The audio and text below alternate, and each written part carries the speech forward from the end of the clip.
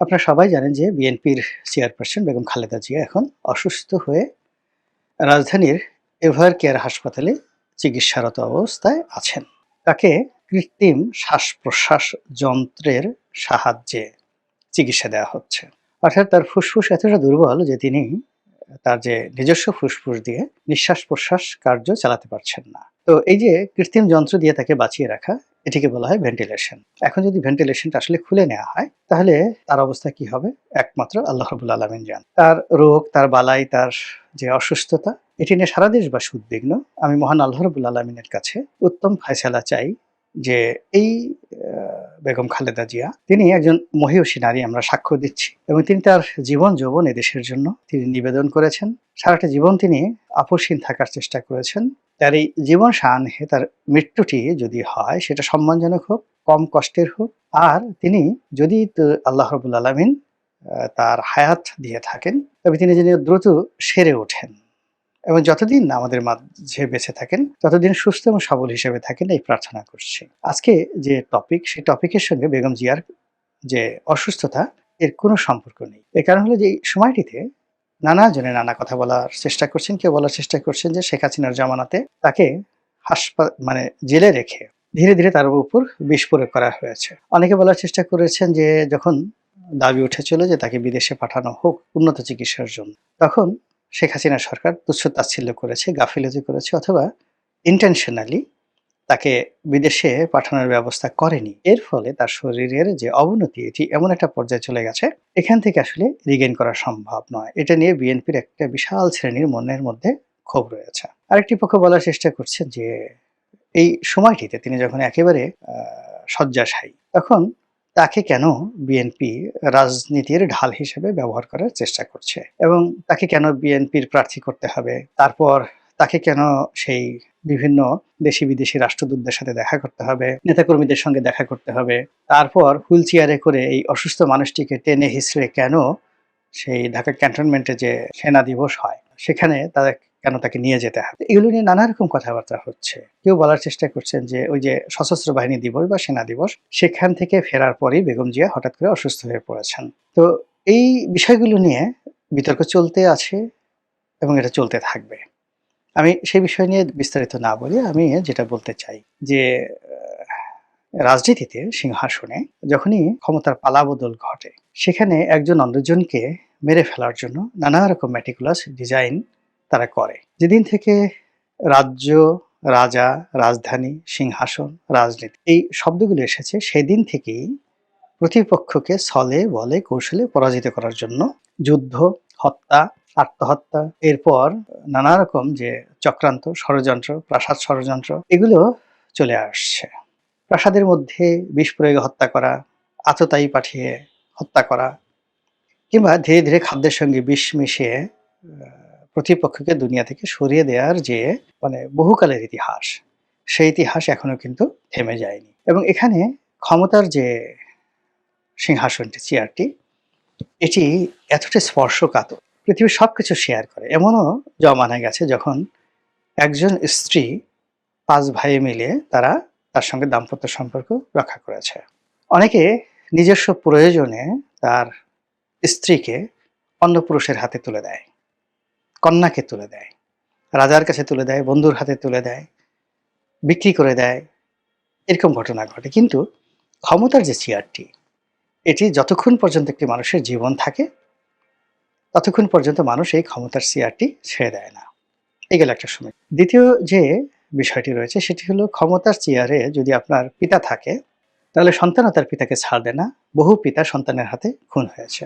আবার পিতা সিংহাসনে বসে আছে, তো সন্তানের নজর পড়েছে, পিতা সন্তানের চোখ উঠিয়ে দিয়েছে, সন্তানের শিরচ্ছেদ করেছে, সন্তানকে মেরে ফেলেছে, দেশান্তরী করেছে।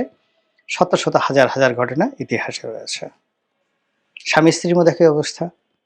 অনেক স্ত্রী স্বামীকে মেরে ফেলেছে, অনেক স্বামী স্ত্রীকে মেরে ফেলেছে কেবলই মাত্র ক্ষমতার চেয়ারে বসার জন্য। ভাইয়ে ভাইয়ে দ্বন্দ্ব, গোত্রে গোত্রে দ্বন্দ্ব, আরো অনেক কিছু। এবং সেটি বর্তমান জামানাতে এসে আরো জটিল আকার ধারণ করেছে।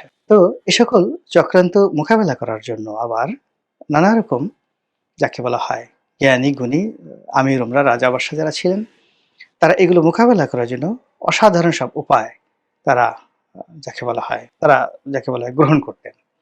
যেমন ধরুন, আমাদের এই এশিয়াতে সবচেয়ে সম্মানজনক যে রাজবংশটি ঐতিহ্যবাহী, যার আমলে ভারত সবচেয়ে বড় ভৌগোলিক ভূখণ্ডের অধিকারী ছিল, সেটি হলো মৌর্য বংশ।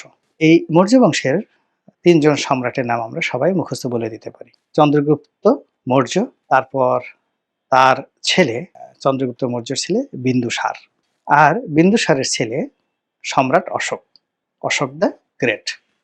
আরও সম্রাট আছেন, কিন্তু এই ৩ জনের নাম আমরা সবাই জানি। তো এই বংশের যিনি প্রতিষ্ঠাতা চন্দ্রগুপ্ত মৌর্য, তার প্রধানমন্ত্রী ছিলেন চাণক্য, যার অন্য নাম কৌটিল্য। তো চাণক্য যে কাজটি করলেন সেটি হলো তার মালিক বা তার প্রভু, আগেকার দিনে এরকম মানে রাজা বাদশাদেরকে তার মন্ত্রী মিনিস্টাররা নিজেদের প্রভু বা নিজেদের মালিক বা নিজেদের আকা এই হিসেবে তারা সম্বোধন করতেন। তো তার মালিককে যেন কেউ বিষ খাইয়ে মারতে না পারে, এই জন্য সে ধীরে ধীরে ধীরে ধীরে তাকে বিষ খাওয়াতেন, অল্প অল্প অল্প অল্প করে বিষ খাওয়াতেন। এবং সেই বিষ খাওয়ানোর ফলে চন্দ্রগুপ্ত মৌর্যর শরীরে একটি অ্যান্টি ভেনম গড়ে ওঠে, সাপের বিষ প্রতিরোধ ক্ষমতা যে শক্তি সেটা গড়ে ওঠে। এবং পরবর্তীতে এমন অবস্থা হয়ে গেল যে তাকে যদি কোনো সাপ কামড় দিত বা কোনো মানুষ কামড় দিত, তাহলে সে মরে যেত। এরকম তার শরীরে একটা রেজিস্ট্যান্স পাওয়ার গড়ে ওঠে। তো এটা তিনি গোপন রেখেছিলেন, কেউ জানত। তো একবার যে সেই চন্দ্রগুপ্ত মৌর্যের যে ডাক্তার, সেই ডাক্তার এই বিষয়টি ধরে ফেলেন। তো ধরে ফেলার পর তিনি যখন এই ঘটনা বলেন, তখন তাকে জিজ্ঞাসা করা হলো, যাকে বলে প্রধানমন্ত্রীকে জিজ্ঞাসা করা হলো, এবং তখন প্রধানমন্ত্রী ভরা দরবারে, তিনি যেহেতু এটা বিচারের মুখোমুখি হয়ে গেছে, তিনি বলতে বাধ্য হলেন যে আমি গোপন এই কাজটি করেছি, কেননা আমি জানতাম যে এই কাজটি করলে সম্রাটের কোনো ক্ষতি হবে না, কিন্তু তার উপকার হবে। তো আমি এই কাজটি এত বছর যাবত করে আসছি যেন তার শরীরের মধ্যে একটি রোগ প্রতিরোধ ক্ষমতা গড়ে ওঠে। তো ডাক্তাররা দেখলেন যে ঠিকই আছে, এবং তাকে পরীক্ষা করা হলো এবং দেখলো যে ঠিকই তার শরীরে একটা অ্যান্টিভেনাম রক্তের মধ্যে সেই জিনিসটা গড়ে উঠেছে। এভাবে সিংহাসনে যারা অধিকর্তা তাদেরকে রক্ষা করা হতো। আপনারা সেই যে বিখ্যাত সম্রাট নিরো, ক্লডিয়াস নিরো, তার কথা জানেন, যে রোম যখন পুড়ছিল, নিরো তখন বাঁশি বাজাচ্ছিল। তো নিরো খুব শৈশবে নিরোকে সিংহাসনে বসানো হয়, এবং নিরোর যে সৎ পিতা, সেই সৎ পিতাকে নিরোর মা মেরে ফেলে। মায়ের নাম অ্যাগ্রোপিনা। মেরে ফেলে এই কারণে যে সেই শিশু পুত্রকে সে সিংহাসনে বসিয়ে মূলত নিজে সম্রাজ্ঞীর মতো চালচলন করবেন বা নিজে রাষ্ট্র পরিচালনা করবেন, এবং সেইভাবে তিনি করছিলেন। তো নিরো যখন বড় হয়ে গেলেন, বেশ বড়, 13, 14, 15 বছর হয়ে গেলেন, তখন তিনি দেখলেন যে তার মা এই কাজগুলো করছে। তো ফলে তিনি তার মাকে মারার জন্যে মেরে প্রথমে নিবৃত করার চেষ্টা করেন, কিন্তু মা কিছুতেই নিবৃত হয় না। তখন তার মাকে মেরে ফেলার জন্য তিনি একটা প্ল্যান করলেন। একটি নৌকায় তার মাকে তুললেন এবং তাকে নৌবিহারে পাঠানো হলো, যেন তিনি সেখানে ডুবে মরেন। এবং ঘটনাক্রমে প্রথম দফায় অ্যাগ্রিপিনা বেঁচে গেলেন। কিন্তু এভাবে তিনি কয়েকবার 3 থেকে 4 বার সম্ভবত তিনি তাকে মারার যে যাকে বলা হয় চক্রান্ত, এটি নিরো শুরু করলেন, এবং শেষমেশ তিনি সেটা সফল হলেন। শুধু তাই নয়, নিরো নিরোর যে নিরোর শিক্ষক পৃথিবীর সর্বকালের সেরা দার্শনিক, সেই শিক্ষকের নাম ছিল সেনেকা। আর সেই সেনেকাকে তিনি বাবা হিসেবে ডাকতেন, ফাদার। সেনেকার যে স্ত্রী, তাকে তিনি মা হিসেবে ডাকতেন, নিরো।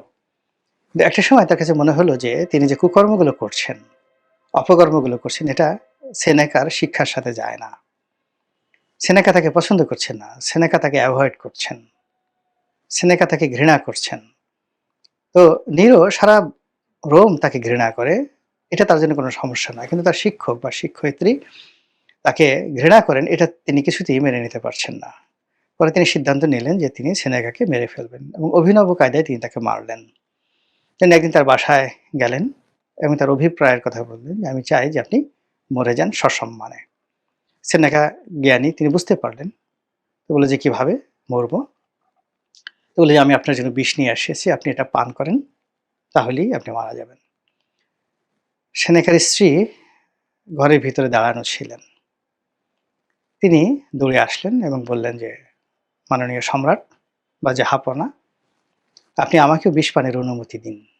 কেননা তিনি এই যে নির্মমভাবে মরে যাবেন, এই দৃশ্য আমাকে দেখতে হবে আর এই স্মৃতি নিয়ে আমাকে বাঁচতে হবে।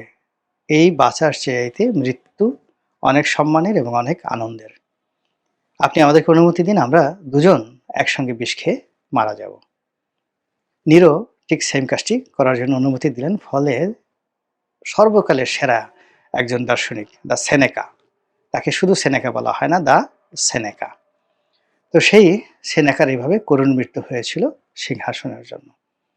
কাজে রাজনীতিতে হত্যা, গুপ্ত হত্যা, পথের কাটা, সরিয়ে দেওয়া, এটি একটা চিরাচরিত ঘটনা, সবসময় চলে আসছে। সেই ঘটনার সাথে দোয়া করি যেন আমাদের এই বর্তমান জামানাতে বেগম জিয়ার যে অসুস্থতা, এই ঘটনার কোনো সম্পৃক্ততা না থাকে।